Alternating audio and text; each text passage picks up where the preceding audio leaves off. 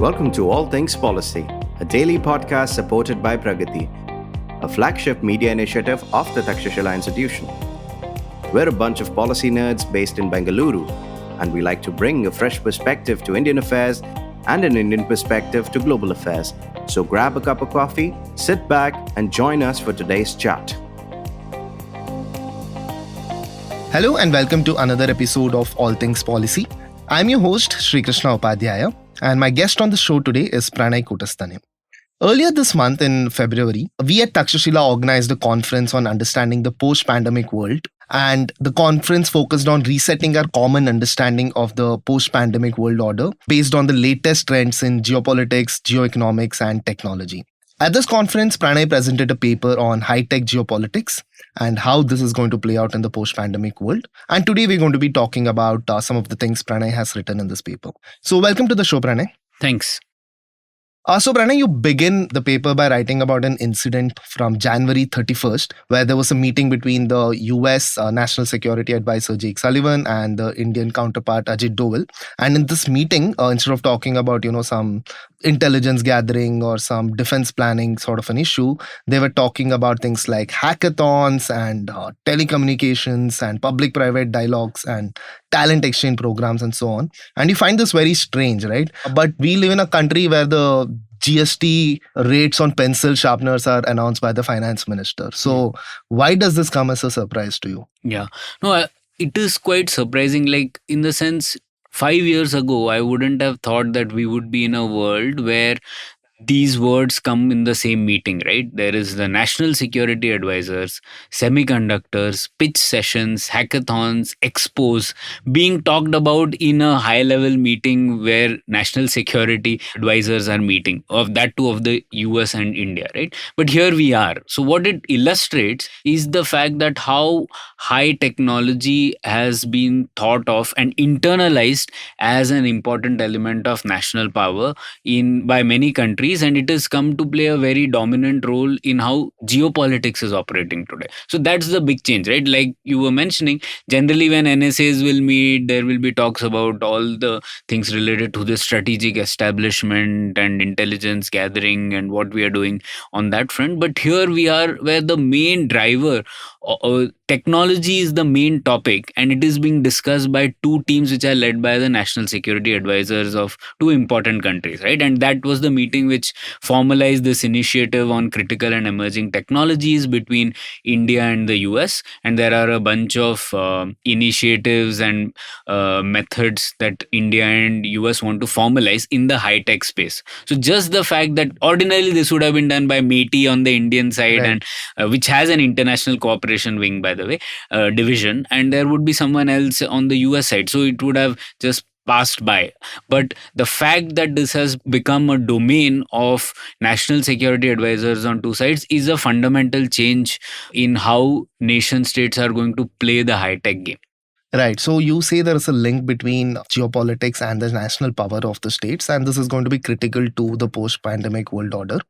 So is this really a post-pandemic phenomena, or has this been building up for a while and we are seeing the contours taking shape in the world today? Yeah, that's absolutely an important question. It's not something that has happened just because of the pandemic. It's just post-pandemic is a good way to denote the world that we are in.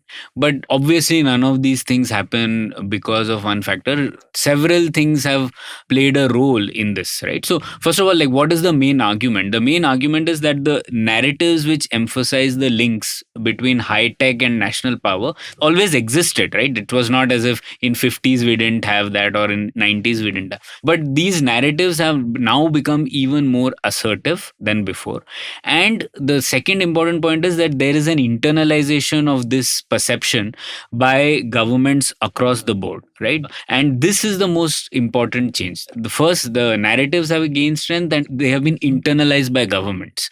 This is the change. And it has happened through many factors. One factor was, of course, China's rise and as a competition to the US, and now the confrontation between China and the US, right? And you just saw how the most important domain in which US and China are contesting is actually on the tech domain, not on, let's say, geopolitics or military domain, but it is really on core technical areas, right? So that itself illustrates how this is going to play out. So one is China's rise, then there was this Russia Ukraine conflict. There also there was a technology angle. Starlink playing a role on Ukraine side. Many technology companies saying that we will not operate in Russia, or we'll scale back our operations there. In fact, even some open source libraries and open source platforms had objection to Russians using that. So there is this intermeshing of anything high tech or technology related with geopolitics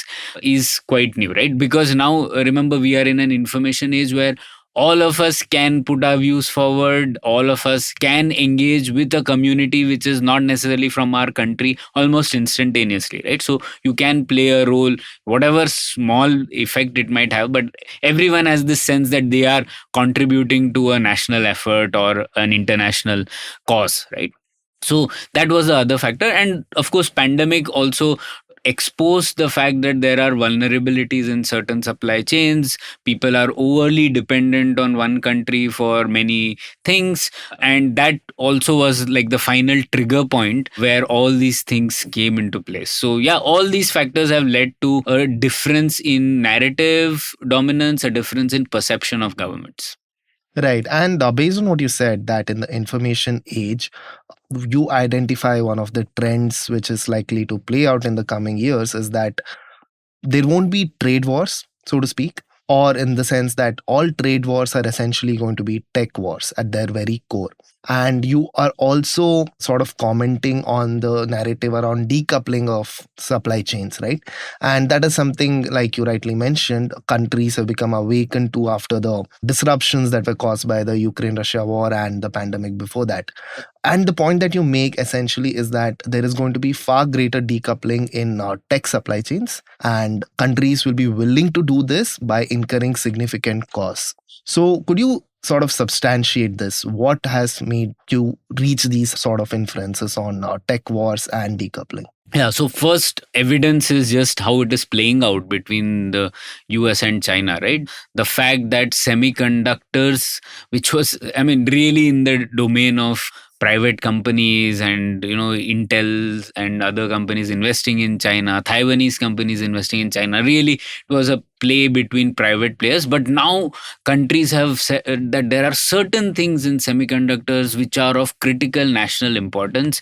And even though they might be in the private domain, they are commercial, off the shelf chips. If they are done in China, it will be sort of something that closes the gap between China and the US from a national power point of view, right? There was a famous speech by Jake Sullivan in September 2022 where he also said that until now, the US's approach against China was that they will apply a sliding scale approach. That is, they'll stay a few generations ahead of China in all technologies. But now what they are saying is that has changed, and they have identified some foundational technologies, which was clean tech, biotech, and computing. These three were articulated by their NSA as being so foundational that just being ahead of China by 2-3 steps is not enough, and they are going to actively increase the gap between those two, which means actively increasing the gap. It's diplomatic speak, but in reality what it means is they are going to actively reduce China's play in those sectors. And that's why you have had export controls, not just on military applications but also on commercial applications, right? So here you're very transparently in fact saying that for certain technologies you're going to actively downplay Chinese advancements or try to reduce their progress in some of the things, right? So this is just one example, and that's why the reason why I say these were some evidences. Now, just extrapolating from them, the sort of proposition I have is that one, see, nuclear war makes large-scale conventional conflict unlikely, right? So given that great power conflict and a few middle powers also have nuclear weapons, it's not as if you're going to have a big large-scale conventional conflict. At least it is unlikely. Similarly, now globalization has meant that large-scale economic decoupling is also difficult, right? So it's not as if US can now say that, we'll not buy anything from China. It's unlikely to happen. And in fact, there is a lot of evidence of how current investment or the trade between US and China has actually increased in recent years. Even India China trade, there has been increase during the pandemic times. Imports from China have increased. So you can't economically decouple in today's world. Now, if you think of a nation state, what are then the instruments short of a real war that the countries have, right? So one of the instruments that are possible is in the high tech domain. And why is that the case? I don't think it will stay for long either, because in high tech also we'll realize that things are too intermeshed. But it's a new domain. It's a domain where the backstops, the costs for decoupling are not very transparently known, right? So for that reason, and also coupled with this idea that narrative that high technology is somehow very, very closely linked to national power, right? Because of these two factors, what has happened is that this is the domain where countries are more likely to act and more likely to restrain others. And that's what we are seeing. So that's what my argument was. And what I'm saying is that even the decoupling within high tech domains can operate at the level of materials, machines, humans, and ideas. And in fact, in different high tech domains, the pathways will be different. For example, in AI research, it might be that there will be more restrictions on probably collaborations or probably models, sharing of models with different countries. Whereas in semiconductors, it was more about stopping particular chips going in or stopping people from working in other sectors. So depending on the high tech area, the precise pathway will be different, but we are going to see a lot of that happening now. So for example, I'll make a prediction and stick my neck out that we will see some restrictions on investment soon in semiconductors, with Chinese investments in critical areas in the US, for example. Or you will also see some specific restrictions related to biotech, which will come up. But the pathway, I'm still not sure, but you will see those coming up. Right. And taking this forward, since you mentioned that countries are going to be aggressively competing now in high technology domain because the cost of decoupling as of today is actually lesser than it would be, say, if they get integrated over the next few years. But you also see one of the consequences of this competition to be non-linear breakthroughs in technology, right? And you attribute this to creative insecurity. You believe countries might end up innovating out of whatever pressure they are facing today. And this might be like once in a lifetime or once in a generation kind of inventions. So first of all, what is creative insecurity? How will this drive what you're mentioning? And do you have any predictions to make here as well? Yeah. So I am drawing from creative insecurity is not my concept. It's a concept from this book, Politics of Innovation by Mark Zachary Taylor. And he studies innovation. And his question was that why do some countries innovate and others don't? Innovation is a choice. Some richer countries do much better on innovation than other richer countries. So individual policies of countries don't quite explain why certain countries innovate and certain don't. And that's why he comes up with the proposition that one reason why they actually innovate is something called creative insecurity. Now, it is a scary proposition. What it means is that if the sum of external threats that a nation state is facing and it has internalized is greater than the sum of all divisive threats within, then there is higher likelihood of you investing in innovation. Pathways can be different. Some might be through R&D subsidies, some might be through procurement, whatever. But the fact that you have to make that choice depends on more this feeling of creative insecurity. Now, example of that is 1958 and, during the Sputnik moment, and this idea that when you had this beach ball sized object going around the world and people in the US can literally see things in their skies which are coming and it is from the USSR, this drives them to this idea that we have to do something which is different, right? And then the whole lot of things, DARPA, ARPA, and then also NASA, and all those things happen because of this idea, right? One important factor that at least we can say. And similarly, we are entering this phase now, which is also this idea there's creative insecurity, right? China feels that from the US feels that from the US feels from Chinese government, and then whole other countries are also thinking, even Europe is thinking on these lines. So So the scary part of this is, you might think of it that the best way to actually invest in innovation is to keep creating these external threats, which is the scary part, Yeah. right? But this is the way it is. It is scary, but some of the threats can actually be global. So in that case, we might actually unite and we can say climate change is a problem and external threat, and we develop. But at this point, the threats are largely articulated in national terms. So, given that there is a higher level of creative insecurity today, the proposition is that because of this, there will be more focus on innovation. There will be opportunity cost in other areas, but there will be more focus on innovation, and that might lead to some non-linear breakthroughs. For example, a lot of things that we are talking about with respect to US applying export controls on China's semiconductor industry. Now, China might look at certain different materials altogether, or different pathways to make chips, or look at ways in which you don't actually need that one extreme ultraviolet lithographic machine from Netherlands, right? So there might be certain different things which might come up this decade, which might not have happened with lower creative insecurity. Right. So essentially saying that adversity will force nations and like companies within nations to react. So the third sort of trend that you witness in this high geopolitics, high-tech dominated geopolitics, is you believe there is going to be more alignment between private high-tech players and their national governments. And an indication of this came with the Russian war on Ukraine, when US imposed a lot of sanctions against companies operating in Russia. And the tech companies were more than happy to fall in line and more than happy to support their government, even at significant business risk, right? So are you saying that this trend is going to continue, or it was in the sense that there was a Ukraine war where there was enough reasons for US to sort of impose sanctions that forced these companies to act in a certain way? Plus, there were always domestic incentives in the sense of subsidies and so on, which these companies benefited from. So is this a one-off event, or do you think this is going to continue? Yeah. So, first of all these propositions are in this interregnum period where countries are figuring out how this high tech domain operates, right?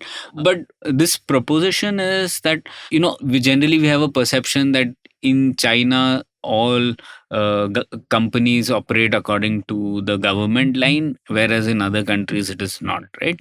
Now, that might be true, and that is probably true, but across countries, from wherever their different starting points are, it is more likely that in the high tech domain space, whatever their starting point, companies will have to align more with their governments, right? Not to the same degree, but definitely more than they are doing now. And there are many examples of this, right? For example, even Intel was invested in China, they run a fab in China, and have been talking a lot about how globalization helps the industry, etc. All good things, right? This was true till 2020, 2021.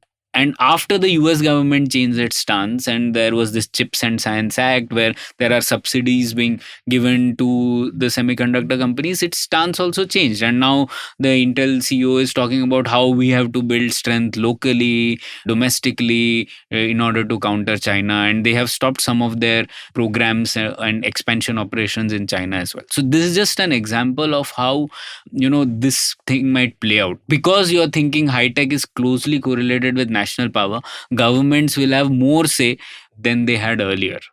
Right. And at the same time, you also write that this is a good opportunity for countries to forge alliances and engage in cooperation with other countries because of the geopolitical considerations that high tech has today, right? So there'll be more international cooperation, say, between a quad formation or any other formation. So the challenge for India, the way I see it, is India needs to be on the right side of history, so to speak. So in this first question is, how do we achieve that? How do we maximize the international cooperation so that it benefits us? And the other thing that you mentioned is this also opens up a window of tech transfers. So how would India leverage this sort of window? Yeah. So again, given that technology and national power are now closely correlated, a lot of governments want to do things on their own, right? Become self-reliant in high tech. But the paradox of this is that most of these high tech domains are really global enterprises, at least if not fully global, multinational enterprises, right? So in the sense that you can't do AI research just in one country. Most of the AI research in the US is also happening because of smart people from everywhere in the world going and doing work there, right? Similarly, you can't have a semiconductor entire chip manufacturing done in one country, right? You even Taiwan imports, it's their biggest import is chips. Even though their biggest export is Yeah. chips, their biggest import is chips. Similarly, US has so much dominance on semiconductors, but they don't do advanced semiconductor manufacturing. So this is a common trait in all high tech areas, and this means that some sort of cooperation is necessary. So the way I put it is that plurilateral cooperation is a necessity and not a choice in high tech domains.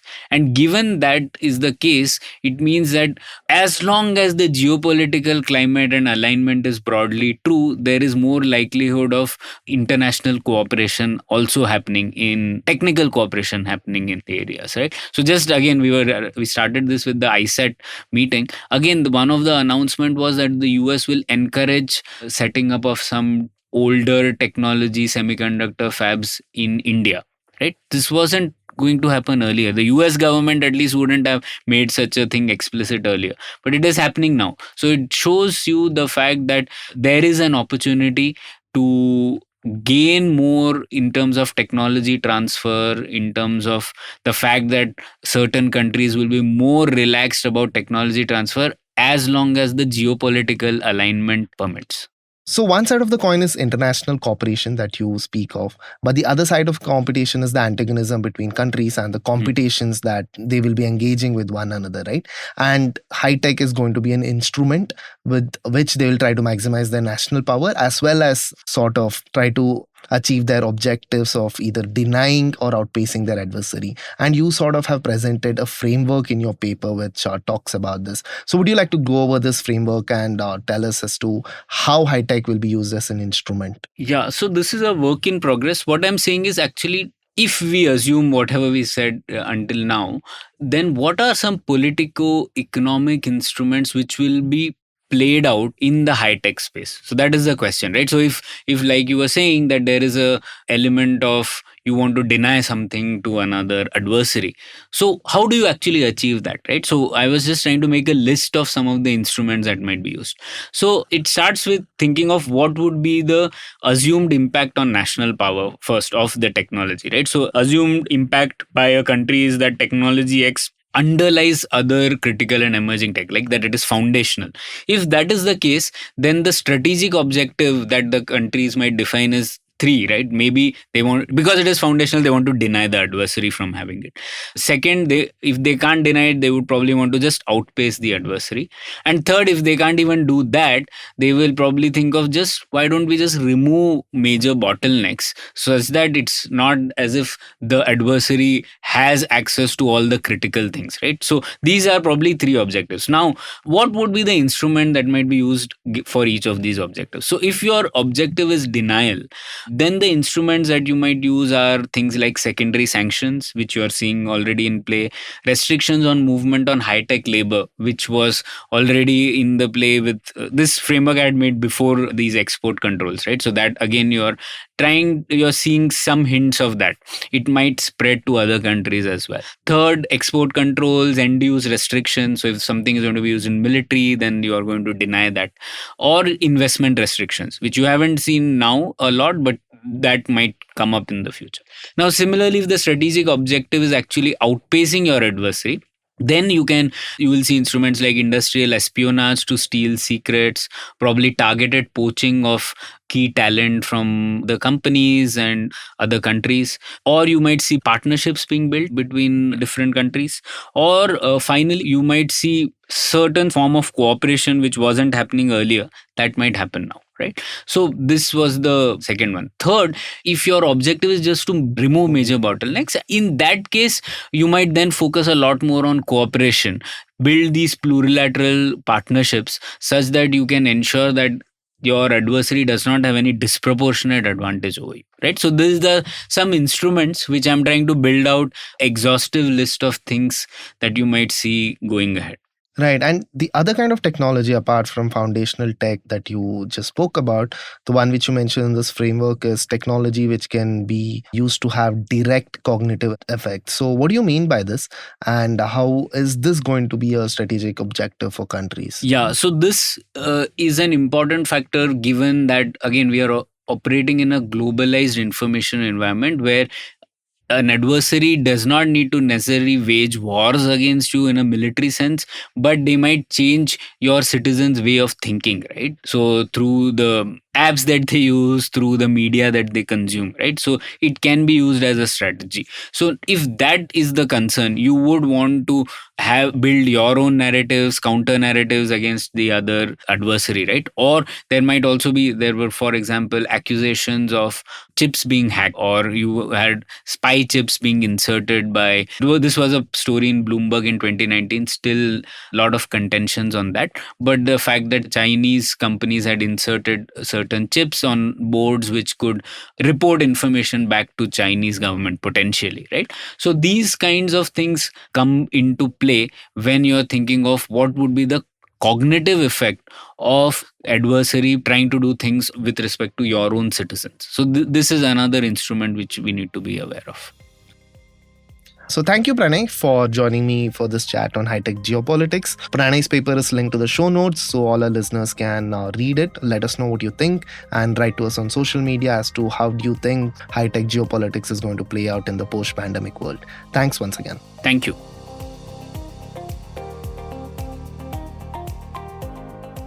If you liked our show, don't forget to check out other interesting podcasts on the IVM network. You can tune into them on the IVM Podcast app, ivmpodcast.com, or wherever you listen to your podcasts. You can also follow IVM on social media. The handle is @IVM Podcasts on Twitter, Facebook, and Instagram. And hey, if you'd like to dive into Takshashila's research on technology, strategy, and economic affairs, check us out at our Twitter handle @Takshashila INST or our website takshashila.org.in.